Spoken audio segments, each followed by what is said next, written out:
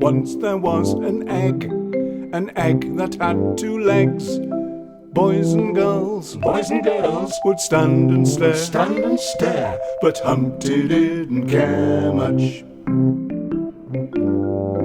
Once there was an You can hear the rest of the song after the story. Mr. and Mrs. Dumpty had a little boy. Well, he was a little egg boy. Henrietta the hen Dumpty and Colin the cockerel Dumpty were very proud of him. He looked pretty much like the other boys, except he was an egg. He wasn't born in a hospital. He was laid in a hen hutch. As he grew up, life was quite difficult for Humpty. That was his name, by the way, Humpty Dumpty. His mum and dad could have called him, well, anything but Humpty, Ronald, Engelbert, Boaz, but no, Humpty it was. Life was difficult for Humpty because he was so unlike other children. No soft skin, but a speckled hard shell. He had all the other things that other children had: 2 legs, 2 arms, 2 ears, 2 eyes and a nose. But he was so different to the others. Well, he didn't have any hair, for one thing. How would you like to look like an egg, eh? As he walked around, children would stop and stare, grown-ups too, although they should have known better. I do hope that if you see someone a bit different to you, you don't stare at them. Anyway, Humpty was very lonely. He couldn't join in games with the other boys and girls because he was afraid that he might break his shell, so he always played on his own.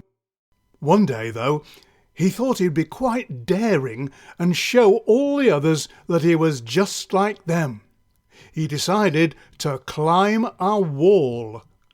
His mum, Henrietta the hen Dumpty, had told him never to climb walls because it was far too dangerous, but Humpty had made up his mind.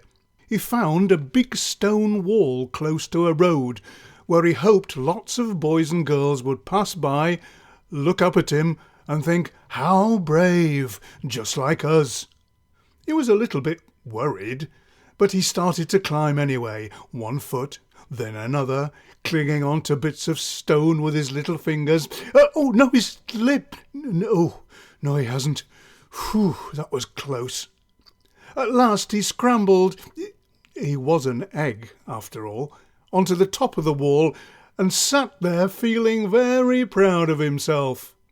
Just then, as he was puffing and panting, he saw some soldiers coming down the road riding beautiful black horses. The soldiers wore bright red uniforms with long white feathers in their shiny blue helmets. Humpty guessed that these were soldiers of the king out for a ride in the town. He wanted to get a better view of the colourful, fancy uniforms and shuffled his bottom to try and stand up on the top of the wall.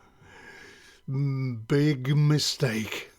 Oh, no, His left foot slipped, his right leg slipped, both his arms waved madly around as he tried to get his balance, but he couldn't. He tumbled off the wall and fell into the road with a very, very loud crack. The soldiers galloped up on their horses to see what they could do, but poor Humpty had broken into bits. "Anyone got any glue?"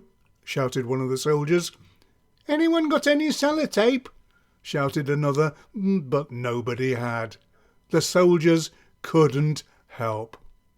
I'm very sad to say that Humpty, the egg, had had his chips.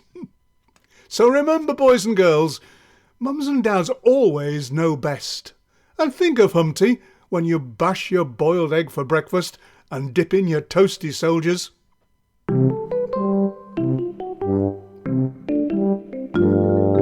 Once there was an egg that had 2 legs. Boys and girls would stand and stare, but Humpty didn't care much. Once there was an egg that had 2 arms, 2 legs. Boys and girls would stand and stare, but Humpty didn't care much. Once there was an egg that had 2 ears, 2 arms, 2 legs. Boys and girls would stand and stare, but Humpty didn't care much. Once there was an egg that had 2 eyes, 2 ears, 2 arms, 2 legs. Boys and girls would stand and stare, but Humpty didn't care much. Humpty Dumpty wasn't grumpy. He'd a thick shell, but he still fell. He was mangled, he was scrambled, poor Humpty. Once there was an egg, the egg fell from the wall. He should not have been up there. He made a tasty omelette.